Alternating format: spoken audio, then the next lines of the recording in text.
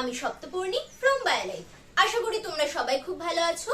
তো আজকে আমরা ক্লাস 11 এর একটা খুব গুরুত্বপূর্ণ ভিডিও নিয়ে চলে এসেছি উৎসেচক চ্যাপ্টারে মাইকেলিস মেন্টেন মতবাদ বা মাইকেলিস মেন্টেন সমীকরণ। তো এই ভিডিও স্টার্ট করার আগে তুমি যদি চ্যানেলে নতুন হও তাহলে অবশ্যই নিচে দেওয়া বেল বাটন প্রেস করে সবার আগে চ্যানেলটাকে সাবস্ক্রাইব করে রাখতে ভুলো না। আর ভিডিও ভালো লাগলে অবশ্যই লাইক করে দিও এবং শেয়ার করে দিও বন্ধুদের মধ্যে। তাহলে চলো আর দেরি না করে স্টার্ট করা যাক। তো দেখো, আমাদের যে কোনো উৎসেচকের যে রিঅ্যাকশনের হার সেটা অনেকগুলো জিনিসের উপরে নির্ভর করে। তার মধ্যে সবচেয়ে বেশি করে যেটার উপরে নির্ভর করে সেটা হচ্ছে সাবস্ট্রেটের ঘনত্ব। তোমরা জানো যে কোনো একটা উৎসেচক তার সাবস্ট্রেটের সাথে রিঅ্যাকশন করে এনজাইম সাবস্ট্রেট কমপ্লেক্স তৈরি করে এবং তারপরে সেই এনজাইম সাবস্ট্রেট কমপ্লেক্স ভেঙে গিয়ে এনজাইম এবং প্রোডাক্ট আলাদা হয়ে যায়। এনজাইম অবিকৃত অবস্থায় থাকে, অর্থাৎ এনজাইম প্লাস সাবস্ট্রেট, তার থেকে এনজাইম সাবস্ট্রেট কমপ্লেক্স তৈরি হয়, যেটা একটা রিভার্সিবল রিঅ্যাকশন, অর্থাৎ এদিকেও যেতে পারে, ফরওয়ার্ড রিঅ্যাকশনও হতে পারে, রিভার্স রিঅ্যাকশনও হতে পারে। তারপরে সেই এনজাইম সাবস্ট্রেট কমপ্লেক্স ভেঙে গিয়ে এনজাইম এবং প্রোডাক্ট তৈরি হবে, যেটা কিন্তু একটা ইরিভার্সিবল রিঅ্যাকশন, অর্থাৎ যে কোনো একটা দিকেই হতে পারে। ওকে, এবং এনজাইম অপরিবর্তিত অবস্থায় ফিরে আসবে। তো এই যে রিঅ্যাকশন, এই এনজাইমের সাথে সাবস্ট্রেটের রিঅ্যাকশন হয়ে আলটিমেটলি গিয়ে প্রোডাক্ট তৈরি হওয়া, এই রিঅ্যাকশনের যে রেট বা ভেলোসিটি সেটা কিভাবে সাবস্ট্রেটের ঘনত্বের উপরে নির্ভর করবে সেটাই আজকে আমরা জানবো। তো দেখো, একটা জিনিস খুব ক্লিয়ার যে যত সময় যাবে তত সাবস্ট্রেটের ঘনত্ব কমতে থাকবে, কারণ তারা এনজাইমের সাথে রিঅ্যাকশন করছে, আর যত সময় যাবে তত প্রোডাক্টের ঘনত্ব বাড়তে থাকবে। তো এই যে সাবস্ট্রেট, তাহলে একটা যে কোনো রিঅ্যাকশনের শুরুতে কি হচ্ছে, একটা যে কোনো রিঅ্যাকশনের শুরুতে তোমার হাতে অনেক এনজাইমস রয়েছে এবং তোমার হাতে অনেক সাবস্ট্রেট রয়েছে, ঠিক আছে? তো এরকম তোমার কাছে সাবস্ট্রেট রয়েছে, এক একটা সাবস্ট্রেট গিয়ে এই এনজাইমের সক্রিয় স্থানে বসছে। ওকে, এটার গিয়ে বসলো, এখানে গিয়ে বসলো, অর্থাৎ যত তুমি সাবস্ট্রেট বাড়াতে থাকছো এনজাইমেটিক রিঅ্যাকশনের হার বাড়তে থাকছে। তো দেখো, এই যে গ্রাফটা আমি এখানে ড্র করেছি, এক্স অ্যাক্সিসে এঁকেছি আমি এস ফর সাবস্ট্রেটের ঘনত্ব এবং ওয়াই অ্যাক্সিসে আমি রিঅ্যাকশনের ভেলোসিটি শো করেছি। তার মানে প্রাথমিকভাবে তুমি যত সাবস্ট্রেটের ঘনত্ব বাড়াবে তত রিঅ্যাকশনের রেট বা ভেলোসিটি বাড়তে থাকবে। এই জন্য দেখো, এই যে লাল কার্ভটা আমি এঁকেছি সেটার প্রথম পার্টটা কিন্তু লিনিয়ার। যত তুমি সাবস্ট্রেটের ঘনত্ব বাড়াচ্ছ তত রিঅ্যাকশনের যে বিক্রিয়ার যে গতিবেগ, যে ভেলোসিটি সেটা বাড়ছে। ওকে, কারণ আমি যত বেশি এখন সাবস্ট্রেট দেব তারা ততগুলো এনজাইমের সাথে গিয়ে যুক্ত হবে। ওকে, আমি বাড়াচ্ছি, এনজাইমেটিক রিঅ্যাকশনের হার বাড়ছে। বাট যখন তোমার কাছে যতগুলো এনজাইম ছিল সবকটারই যে সক্রিয় স্থান বা অ্যাক্টিভ সাইট সাবস্ট্রেট দ্বারা সম্পৃক্ত হয়ে যাবে বা স্যাচুরেটেড হয়ে যাবে, তারপরে তুমি যতই সাবস্ট্রেট দাও না কেন, তুমি হাজার হাজার সাবস্ট্রেট দাও, তাদের তো বসার আর কোনো জায়গা নেই, কারণ তারা অলরেডি সম্পৃক্ত করে ফেলেছে তোমার এক্সিস্টিং এনজাইমসকে। তাই একটা টাইম বাদে তুমি যতই সাবস্ট্রেটের অ্যামাউন্ট বাড়াতে থাকো না কেন, রিঅ্যাকশনের গতিবেগ কিন্তু আর বাড়বে না। অর্থাৎ এই কার্ভটাই দেখো দুটো রিজিয়ন, একটা হচ্ছে লিনিয়ার রিজিয়ন যেখানে সাবস্ট্রেটের ঘনত্ব বাড়লে রিঅ্যাকশনের হার বাড়ছে বা ভেলোসিটি বাড়ছে, বাট একটা রিজিয়ন, এই রিজিয়নটা হচ্ছে প্লেটু রিজিয়ন, যেখানে তুমি সাবস্ট্রেটের ঘনত্ব বাড়াচ্ছ বাট রিঅ্যাকশনের যে গতিবেগ ভেলোসিটি সেটা আর বাড়ছে না, সেটা কনস্ট্যান্ট হয়ে গেছে। কেন কি?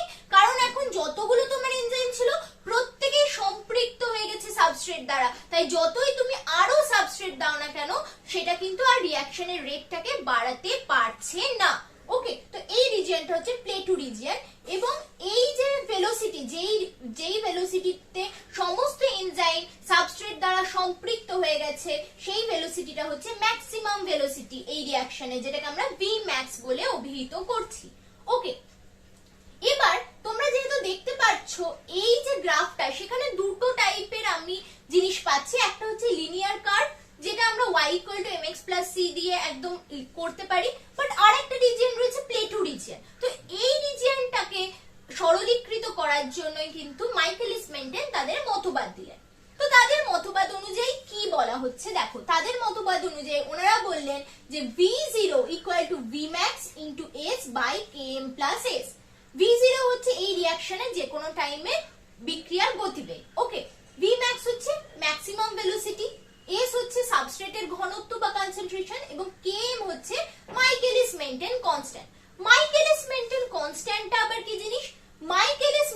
কনস্ট্যান্ট বা Km হচ্ছে আমাদের সাবস্ট্রেটের সেই ঘনত্ব যে ঘনত্বে বিক্রিয়ার হার আমাদের Vmax এর অর্ধেক হয়। ওকে, অর্থাৎ যে ঘনত্বর সাবস্ট্রেট তুমি দিলে 50% অফ এনজাইম, অর্থাৎ এখানে দেখো 4টে এনজাইম ছিল, তার মধ্যে 2টো এনজাইম, যে ঘনত্বের সাবস্ট্রেটে 50% অফ এনজাইম সম্পৃক্ত হয়ে যায় সেই ঘনত্বটিকে আমরা বলে থাকি মাইকেলিস মেন্টেন কনস্ট্যান্ট। এবং সেই সময় বিক্রিয়ার হার, বিক্রিয়ার যে গতিবেগ সেটা হাফ হয়ে যায়, ম্যাক্সিমাম গতিবেগের হাফ হয়ে যায়, Vmax এর হাফ হয়ে যায়, Vmax বাই 2 হয়ে যায়। ওকে, এই যে সমীকরণটা, এটা যে কোনো একটা এনজাইমের তার সাবস্ট্রেটের প্রতি আসক্তিকে নির্দেশ করে।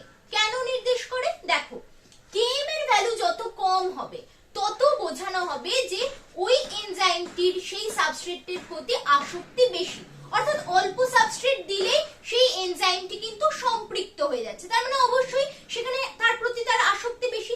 Km এর ভ্যালু কম হওয়া মানে সেই এনজাইমে সেই সাবস্ট্রেটের প্রতি আসক্তি বেশি। খুব ইজি একটা এক্সাম্পল দিয়ে আমি বলি, ধরো গ্লুকোকাইনেজ এবং হেক্সোকাইনেজ দুটি এনজাইম রয়েছে, তাদের গ্লুকোকাইনেজের মনে করো Km ভ্যালু হচ্ছে 10 এবং হেক্সোকাইনেজের সেখানে Km ভ্যালু হচ্ছে 2। তার মানে কি বোঝাচ্ছে, এই যে Km ভ্যালু তার একটা একক হয় মোল পার লিটার। ঠিক আছে, ধরো গ্লুকোকাইনেজের আমি বললাম 10 মিলিমোল পার লিটার আর হেক্সোকাইনেজের 2 মিলিমোল পার লিটার হচ্ছে Km ভ্যালু। তার মানে মাত্র 2 মিলিমোল পার লিটার সাবস্ট্রেট দিলে, গ্লুকোজ দিলে হেক্সোকাইনেজ এনজাইমটা অর্ধেক সম্পৃক্ত হয়। ওকে, বাট 10 মিলিমোল পার লিটার যদি তুমি সাবস্ট্রেট দাও অর্থাৎ গ্লুকোজ দাও তবেই গিয়ে গ্লুকোকাইনেজ সম্পৃক্ত হয়। তাহলে গ্লুকোজের প্রতি কার আসক্তি বেশি, হেক্সোকাইনেজের না গ্লুকোকাইনেজের? অবভিয়াসলি হেক্সোকাইনেজের, কারণ হেক্সোকাইনেজের 50% কে সম্পৃক্ত করতে কম অ্যামাউন্ট অফ গ্লুকোজ লাগে রাদার দ্যান গ্লুকোকাইনেজ। সো হেক্সোকাইনেজের গ্লুকোজের প্রতি আসক্তি এখানে বেশি। ওকে, তার মানে Km এর ভ্যালু কম হওয়া মানে সেই এনজাইমের প্রতি সেই সাবস্ট্রেটের আসক্তি বেশি, এইটাকে নির্দেশ করছে। এবার আজকে আমরা যেটা শিখবো যে এই রিঅ্যাকশনের যে সমীকরণটা সেটা কিভাবে এলো, V naught equal to Vmax into S by Km plus S, এই সমীকরণ কিভাবে এলো। তো দেখো, এই যে রিঅ্যাকশনটা আগে আমি বললাম ES থেকে রিভার্সিবল রিঅ্যাকশন হয়ে ES কমপ্লেক্স তৈরি হচ্ছে, এনজাইম প্লাস সাবস্ট্রেট থেকে এনজাইম সাবস্ট্রেট কমপ্লেক্স, তারপর সেটা ভেঙে এনজাইম প্লাস প্রোডাক্ট তৈরি হচ্ছে। ব্রিজেস হ্যালডেনের সিউডো স্টেডি স্টেট মতবাদ অনুযায়ী যে কোনো এনজাইমেটিক রিঅ্যাকশনে যে কোনো সময় এনজাইম সাবস্ট্রেট কমপ্লেক্সের পরিমাণ ধ্রুবক হবে বা কনস্ট্যান্ট হবে। এবার এই কথাটার মানে কি, এনজাইম সাবস্ট্রেট কমপ্লেক্সের পরিমাণ কনস্ট্যান্ট থাকবে, তার মানে কি সেটা যত পরিমাণে যে কোনো মুহূর্তে যত পরিমাণে তৈরি হবে ঠিক তত পরিমাণেই ভাঙবে। ওকে, তার মানে rate of formation of enzyme substrate complex or ES equal two rate of breakdown of ES। ওকে, যতটা তৈরি হবে ততটাই ভাঙবে, তবেই না গিয়ে কনস্ট্যান্ট থাকবে। তাহলে দেখো, ফরমেশন অফ ES আমরা কিভাবে লিখতে পারি, এটা একটা ফরওয়ার্ড রিঅ্যাকশন, তার দ্বারাই ফরমেশন হচ্ছে, তাহলে ফরওয়ার্ড রিঅ্যাকশনের মাধ্যমে ES তৈরি হয়, তাহলে KF into E into S। ওকে, KF into E into S, এটা হচ্ছে ফরমেশনের রিঅ্যাকশন। এবার ES এর ব্রেকডাউন দুটো দিকে হচ্ছে, একটা দেখো ব্রেকডাউন ES ব্রেকডাউন হয়ে যেমন এনজাইম প্লাস প্রোডাক্ট তৈরি হতে পারে, আবার এদিকে রিভার্সিবল রিঅ্যাকশনে ES ব্রেকডাউন হয়ে এনজাইম প্লাস সাবস্ট্রেট হতে পারে এই রিঅ্যাকশনটা। ওকে, সো আমরা দুটো জিনিস পাবো, KR ইনটু ES, অর্থাৎ এদিকে যেটা তৈরি, এইদিকে যে ব্রেকডাউনটা হচ্ছে সেটার জন্য, এবং এদিকে যে ব্রেকডাউনটা হচ্ছে তার জন্য K cat into ES। Okay, এবার আমি ES কমন নিলাম, তাহলে আমি পেলাম KF into ES equal to ES into KR plus K cat। এবার আমি এটাকে এদিক ওদিক করলে কি পাচ্ছি যে E into S by ES equal to KR plus K cat by KF, যেটাকে আমরা বলছি আমাদের Michaelis Menten constant or Km। তার মানে Km মানে E into S by ES। Okay, এবার আরো একটা জিনিস দেখো, এবার এই জিনিসটাকে আমরা আরো সরলীকৃত করব। তার আগে দেখো, তোমার এনজাইমেটিক রিঅ্যাকশনের যে কোনো মুহূর্তে গতিবেগ কত হবে, V naught equal to আমি কি লিখতে পারি, dP by dt। ওকে, মানে কতটা প্রোডাক্ট তৈরি হচ্ছে একক সময় সেটা আমি লিখতে পারি। এবার কতটা প্রোডাক্ট তৈরি হচ্ছে, এখান থেকে তুমি কি পাচ্ছ, প্রোডাক্ট তৈরি হওয়ার রিঅ্যাকশনটা কি K cat into ES। Okay, তাহলে আমি লিখতে পারি V naught equal to K cat into ES, এটা আমার সমীকরণ নাম্বার 1।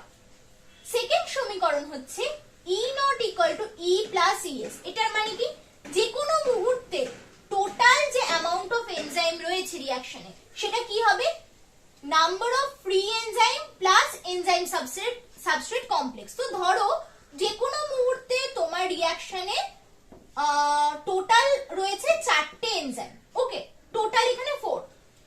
এবার তার মধ্যে 3টেতে এনজাইম সাবস্ট্রেট কমপ্লেক্স ফর্ম করে রয়েছে, তাহলে ES ইকুয়াল টু 3 এবং E মানে হচ্ছে যেটা ফ্রি এনজাইম রয়েছে, একটা ফ্রি এনজাইম রয়েছে, তাহলে টোটাল এনজাইমের সংখ্যা ইকুয়াল টু আমি বলতে পারি ফ্রি এনজাইমের সংখ্যা প্লাস এনজাইম সাবস্ট্রেট কমপ্লেক্স তৈরি করে রেখেছে এরকম এনজাইমের সংখ্যা, ওকে।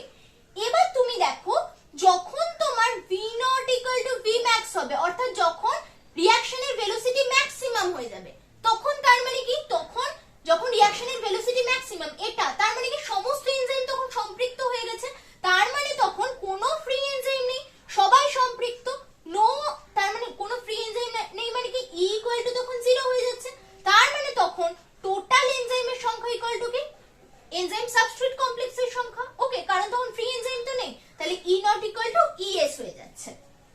এবারে এই ভ্যালুটা, তার মানে E not equal to ES হয়ে যায় কখন, যখন V not equal two V max হয়। তাহলে এই সমীকরণটাকে আমরা যদি একটু মডিফাই করি কি পাবো, V not equal two K cat into ES, V not এর জায়গায় এখন আমি যদি লিখি V ম্যাক্স, তাহলে K ক্যাটটা K ক্যাটই থাকছে, ES টা কি হয়ে যাবে, V max A ES equal to E not, তাহলে আমি এখানে বসিয়ে দিলাম E নট, ঠিক আছে, V max equal to K cat into E not, এটা আমাদের থার্ড সমীকরণ।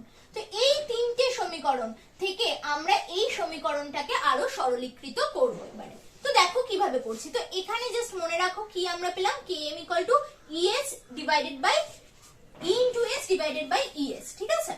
তো চলো এগুলো আমি মুছে দিচ্ছি, এবার আমরা এটাকে সরলীকৃত করব। তাহলে আমরা পেয়েছি Km equal to E into S divided by ES, okay. E কে আমরা আবার কিভাবে লিখতে পারি, দেখো E মানে হচ্ছে কি, এই সেকেন্ড সমীকরণটা দেখো, E মানে E নট মাইনাস ES, তাহলে আমরা কিভাবে লিখতে পারি, E মানে E naught minus ES into S divided by ES, okay. তাহলে এটাকে যদি আমি আরো সরলীকৃত করি তাহলে কি আসবে, E naught into S minus ES into S divided by whole divided by ES, তো সেটাকে আমি এভাবে লিখতে পারি, ওকে। তাহলে ES কেটে গেল, এখান থেকে তুমি কি পাচ্ছ, E naught into S divided by ES minus S, okay. এবার দেখো আবার E নট কে আমি কিভাবে লিখতে পারি, E নট ইকুয়াল টু তো আমি লিখতে পারি তৃতীয় সমীকরণ থেকে, এটা যেমন প্রথম সমীকরণ থেকে আমি এই ভ্যালুটা পেলাম, তেমনি আমি তৃতীয় সমীকরণ থেকে E নট এর জায়গায় কি বসাতে পারি, V max by K cat, okay, V max by K cat into S divided by ES minus S, okay, got it।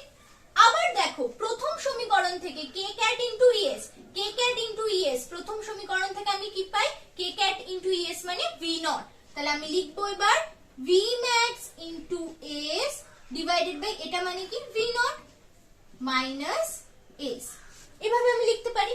এবার আমি এগুলোকে এপাশ ওপাশ করে দিলাম, তাহলে আমি কি পাবো, Km plus S equal to V max into S divided by V naught, আমাকে কোন ফর্মুলাটা আনতে হবে, এটা, তাহলে V naught equal to V max into S divided by Km plus S, hence আমাদের যে মাইকেলিস মেন্টন যে ইকুয়েশন সেটা আমরা প্রুভ করলাম, ওকে, গট ইট। তাহলে এইভাবে আমরা মাইকেলিস মেন্টন ইকুয়েশন পাচ্ছি। এবার এই যে ইকুয়েশন সেটার কিছু কিছু মডিফিকেশন, কোন মডিফিকেশন না কি, কিছু কিছু কন্ডিশনে এই ইকুয়েশনটা কিভাবে চেঞ্জ হচ্ছে সেটা আমি তোমাদেরকে এবার দেখাবো। তো দেখো এবার এগুলো আমি মুছে দিচ্ছি, আশা করি তোমরা বুঝতে পেরেছো এই জায়গাটা, যদি বুঝতে না পারো অবশ্যই কমেন্ট সেকশনে লিখে জানাবে তোমরা। এবারে দেখো কিভাবে এই ইকুয়েশন চেঞ্জ হবে। আমাদের ইকুয়েশন কি, V naught equal to V max into S divided by Km plus S। এবার মনে করো তোমাদের এই সাবস্ট্রেটের অ্যামাউন্টটা প্রচুর বেশি, ওকে, যখন সাবস্ট্রেট তুমি প্রচুর বেশি দিচ্ছ